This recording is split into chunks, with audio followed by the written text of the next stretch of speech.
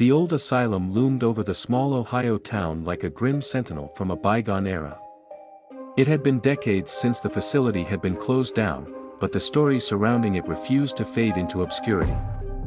Local legends whispered of tortured souls, former patients who still wandered its decaying halls, their anguished cries echoing in the night. For years, the asylum had stood abandoned, a dark and brooding presence that cast a long shadow over the town. Many dared not venture near, believing that the malevolent spirits of the past still clung to the desolate building. But there were those who scoffed at such tales, dismissing them as the stuff of campfire stories and superstition. I was one of those skeptics, part of a group of urban explorers who relished the thrill of investigating the unknown. We called ourselves the Midnight Adventurers, and we had explored abandoned factories, derelict houses, and forgotten tunnels. Our motto was simple: we sought to shed light on the darkness of the past, to uncover the secrets that history had buried. One chilly October evening, as the leaves began to fall and the wind whispered of impending winter, we gathered at the entrance of the old asylum. My heart raced with a mix of excitement and trepidation. This was our biggest challenge yet. The building stood 5 stories tall, its windows boarded up, and its facade crumbling with age. A heavy iron gate barred the entrance, its rusted bars a testament to the passage of time. I exchanged nervous glances with my fellow adventurers, Sarah, a fearless photographer with an eye for the eerie, Mark, our resident historian, who had a penchant for uncovering forgotten tales, and Jason, our unflinching videographer, who never missed a moment of our explorations. As we pushed open the creaking gate and entered the asylum's courtyard, the air seemed to grow colder, and an eerie hush settled around us. The moon cast long shadows over the overgrown grass, and the building's silhouette stretched out like a monstrous specter. Sarah's flashlight flickered to life, breaking the silence as its beam cut through the darkness. The doors before us were imposing, their once grand entrance now faded and worn. We approached with cautious steps, our boots echoing ominously in the empty courtyard. Pushing open the doors, we entered the asylum's foyer. The interior was just as dilapidated as the outside, with peeling wallpaper, broken glass, and debris scattered across the floor. The stale scent of decay hung heavy in the air, and the silence seemed to press against us. "All right, team," I said, trying to sound confident. "Let's split up and explore different parts of the building. Remember, we're here to debunk the legends, not to perpetuate them." We parted ways, each member of our group heading down a different corridor. I ventured deeper into the asylum, my flashlight illuminating the grim surroundings. It was impossible not to think of the countless souls who had suffered here. As I explored, I couldn't shake the feeling of being watched, as if the very walls held memories that yearned to be told. But I brushed it off as mere nerves, a natural reaction to the eerie atmosphere. Hours passed, and we regrouped in a large, dimly lit hall that had once served as a communal space for patients. Mark had been documenting our findings on an old clipboard, and he looked up with a mixture of fascination and unease. "I found some medical records," he began, his voice hushed. "It seems the treatments here were barbaric. Electroshock therapy, lobotomies. It's no wonder the place has a dark reputation." Jason nodded, his camera capturing the grim details of the room. Sarah, on the other hand, had been quiet since we reconvened, her camera hanging by her side. "Sarah, you okay?" I asked, concerned. She looked up, her face pale. "I heard something," she whispered. Voices, faint but distinct. It was like a chorus of agony.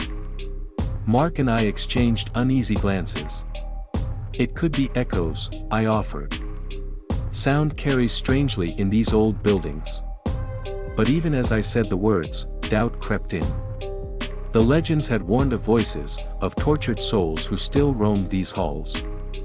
Had we unwittingly stumbled upon something more sinister than we'd bargained for?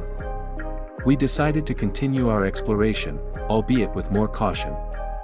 Sarah's unease had spread to the rest of us, and the oppressive atmosphere of the asylum seemed to close in around us. As we ventured deeper into the building, we came across a room that sent shivers down our spines. It was filled with tattered, decaying restraints, the remains of shackles that had once held patients captive. The walls bore deep scratches, as if desperate hands had clawed at them in futile attempts at escape. I turned to Jason, who was capturing the chilling scene on video. "Let's wrap this up," I said, my voice quivering. "There's something about this place, something that doesn't feel right." Agreeing wholeheartedly, we retraced our steps back to the entrance. The eerie whispers that had haunted Sarah grew louder, and the sense of being watched intensified with every passing moment. As we stepped back into the courtyard, relief washed over us. The asylum's imposing facade loomed behind us, a dark sentinel guarding its secrets. We vowed never to return, our thirst for adventure tempered by the chilling reality of the old asylum. Driving away from that accursed place, we couldn't help but wonder if the legends were true after all. Had we encountered the tortured souls of former patients, still trapped within those decaying walls? Or was it all in our heads, a product of fear and imagination? The truth remained elusive, hidden within the asylum's foreboding depths. And though we had set out to debunk the legends, we left with our own chilling tale to tell, a story of whispers in the dark, of restless spirits, and of an old asylum that would forever haunt our nightmares. The forgotten industrial area of Cincinnati held a stark reminder of the city's manufacturing past, the old, abandoned factory. Its massive silhouette loomed like a spectral relic against the backdrop of the city's modern skyline. The factory had long been abandoned, its machinery silent, and its walls stained with the memories of a bygone era. My friends and I were amateur paranormal investigators, drawn to places like this by our insatiable curiosity and thirst for the unknown. We called ourselves the Midnight Seekers, and the abandoned factory had been on our radar for months. Its ominous presence had whispered to us in our dreams, promising secrets that begged to be uncovered. One chilly autumn evening, we gathered our equipment, flashlights, cameras, voice recorders, and an assortment of gadgets we'd collected along the way. Our team consisted of 4 members: Mike, the fearless leader who believed in the existence of the supernatural; Emily, the skeptic with a sharp wit and a keen eye for debunking myths; Tim, the tech whiz responsible for our audio and visual equipment; and myself, Alex, the historian tasked with researching the factory's past. As we approached the imposing structure, our breath hung in the cold air. The factory seemed to emanate a malevolent energy, as if warning us to stay away. But our determination overpowered our apprehension, and we pushed forward. The factory's entrance was covered in graffiti, a testament to the urban explorers who had come before us. The door creaked open, and we stepped into a cavernous chamber filled with rusted machinery and shattered glass. The air was thick with the scent of decay and oil. "All right, team," Mike said, his voice echoing off the factory's walls. "Remember, we're here to document any paranormal activity. Emily, stay skeptical, as always. Tim, keep an eye on the equipment. Alex, tell us about the history of this place." I began recounting the factory's past, the once bustling assembly line, the dedicated workers who toiled away, and the tragic accidents that had plagued its history. The factory had been a place of dreams and despair, where lives had been both made and shattered. As we explored deeper into the factory, our flashlights cut through the darkness, revealing remnants of a bygone era. Abandoned workstations, piles of discarded machinery, and forgotten personal items littered the floor. The factory's history seemed to seep from every corner, and I couldn't help but feel a sense of sadness for the lives that had once thrived within these walls. Emily's voice interrupted my thoughts. "Hey, guys, check this out." We gathered around her as she pointed to a wall covered in photographs and newspaper clippings. The images depicted factory workers from a time long past, their faces etched with determination and hope. The newspaper clippings told stories of accidents, protests, and a mysterious fire that had claimed lives. Tim set up his camera to capture the images while Emily questioned the authenticity of the artifacts. Are these just props left behind by previous explorers, or could they be the real deal? She wondered aloud. Before we could investigate further, a low, guttural sound echoed through the factory. It was a sound unlike anything we had ever heard, a mixture of a growl and a whisper. Panic seized us, and we fumbled for our flashlights, scanning the dark corners of the chamber. "Did you guys hear that?" Mike's voice trembled with unease. The factory seemed to come alive, as if its very walls held secrets that it had long yearned to reveal. Shadows danced in our peripheral vision, and the temperature dropped noticeably. The air grew heavy with the oppressive presence of something inexplicable. We pressed on, determined to uncover the source of the eerie sound. The factory's interior was a labyrinth of corridors and chambers, each more ominous than the last.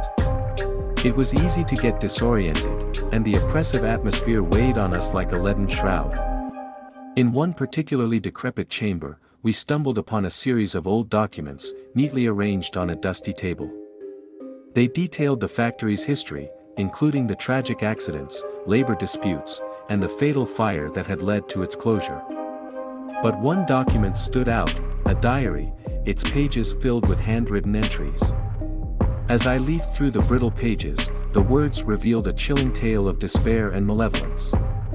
The author, a worker at the factory, described witnessing strange occurrences, shadowy figures in the night, whispered conversations in the dark, and the inexplicable disappearance of fellow workers. Emily's skepticism wavered as she read the diary. Could this be the source of the paranormal activity? She wondered aloud. Mike's voice cut through the tension. "Let's set up our equipment and see if we can capture any evidence of these occurrences." We placed cameras in strategic locations, turned on our voice recorders, and prepared to conduct an EVP session, that is electronic voice phenomenon session.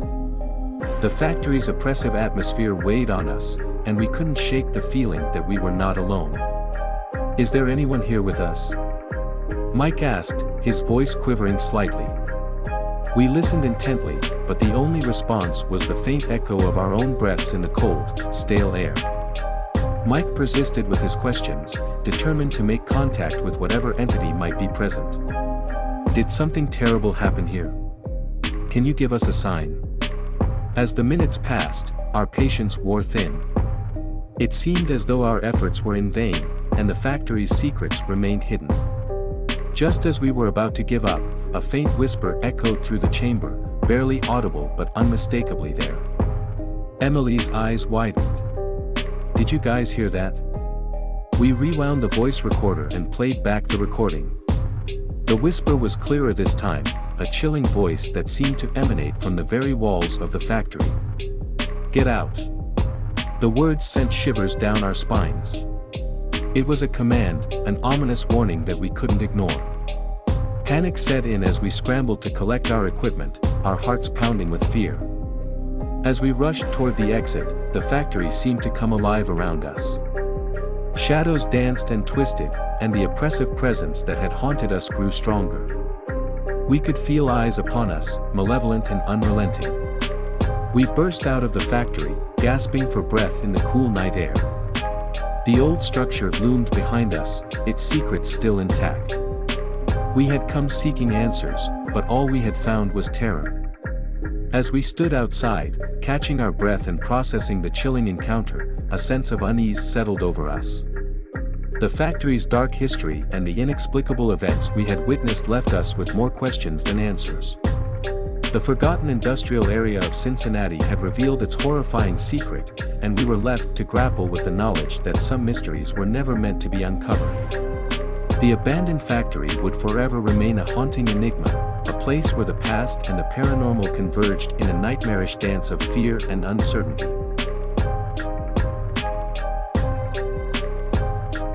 The shores of Lake Erie have always held a sense of tranquility for me.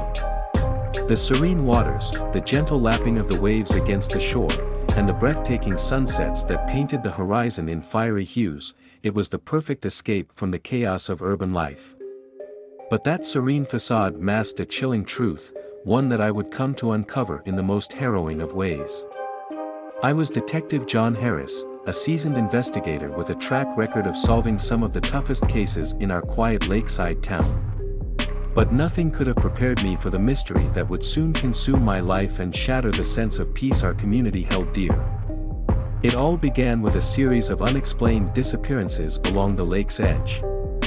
The first was a young woman named Sarah, an avid swimmer who had ventured into the water one balmy evening and never returned. Her disappearance was met with shock and disbelief, as the lake had always been a place of leisure and relaxation, not danger. As the days passed, more reports came in.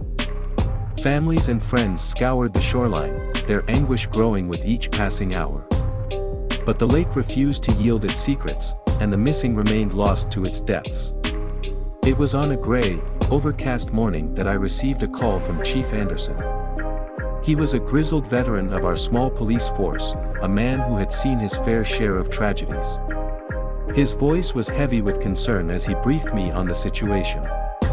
"John, we've got another one," he said, his words laden with a weariness that matched my own. "A fisherman, out on the lake early this morning.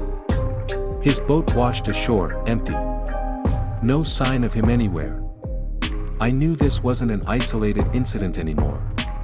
It was a pattern, one that defied explanation. I headed to the lake with a heavy heart, my mind filled with questions and a gnawing sense of unease. At the shoreline, I met with Officer Ramirez, a young and eager recruit who had recently joined our force. His eyes were wide with trepidation as he pointed to the abandoned fishing boat. "It's just like the others," he said, his voice trembling. "No signs of a struggle, no distress calls. It's as if they simply vanished." I nodded in agreement, my thoughts racing. We needed answers, and we needed them fast. Over the next few weeks, I threw myself into the investigation.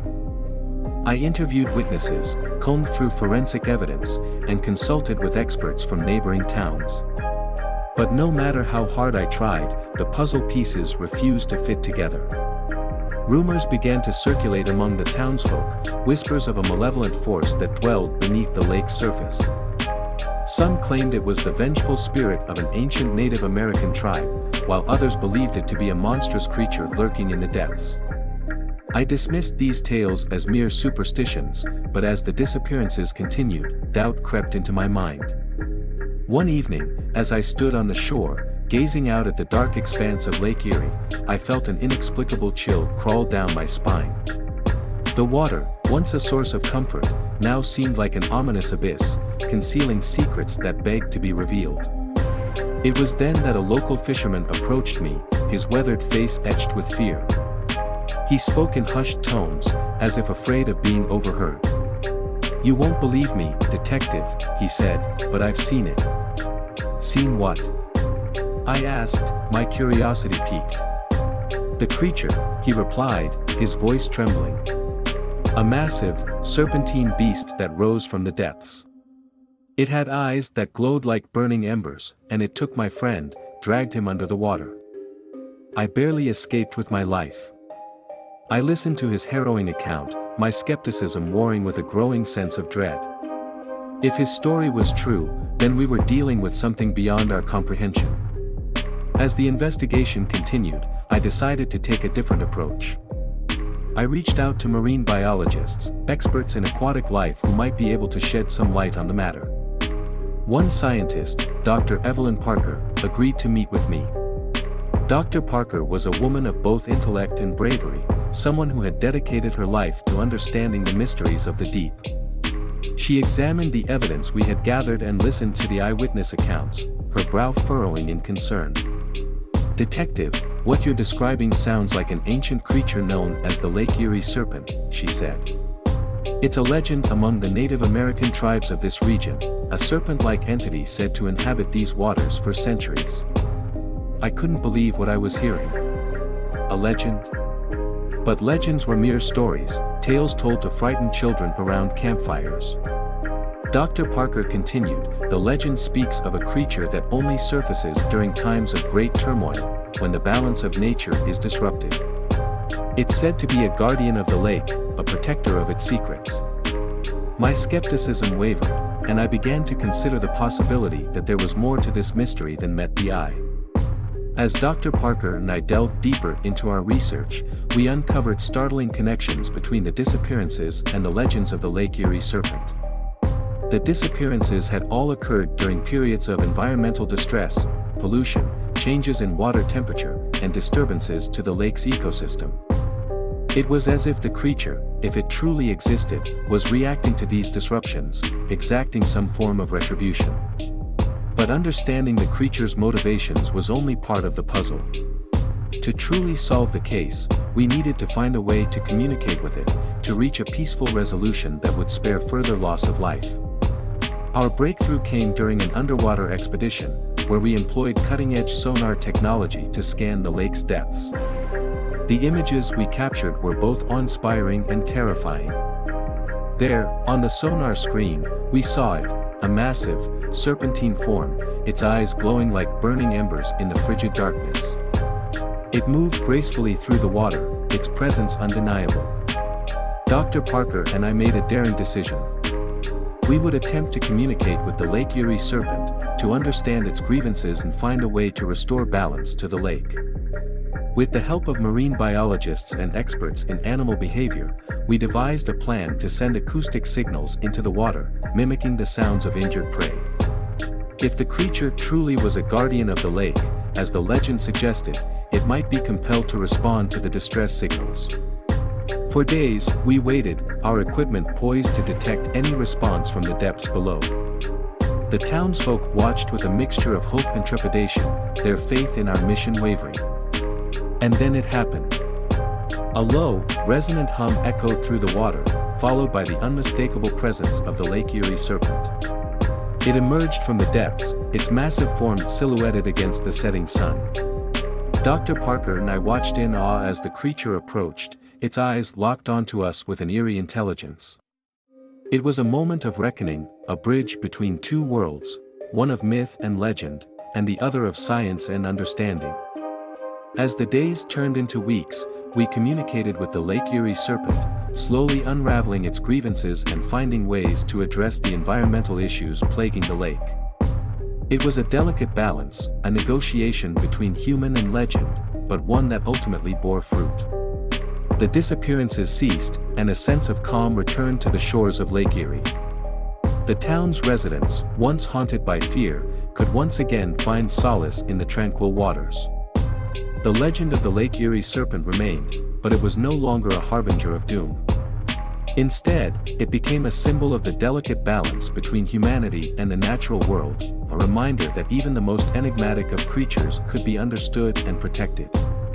As I stood on the shoreline one last time, watching the Lake Erie serpent disappear into the depths, I couldn't help but feel a sense of gratitude. The mysteries of the lake were many, but sometimes, it took a detective willing to embrace the unknown to uncover the truth. The shores of Lake Erie would forever hold their secrets, but the town, once gripped by terror, had found a new sense of harmony with the enigmatic guardian of its waters. Now, before we come back with brand new episodes for you, do subscribe to our channel Horror Talker. And share it with your friends and family. Until next time, stay awake and stay alert, because you never know.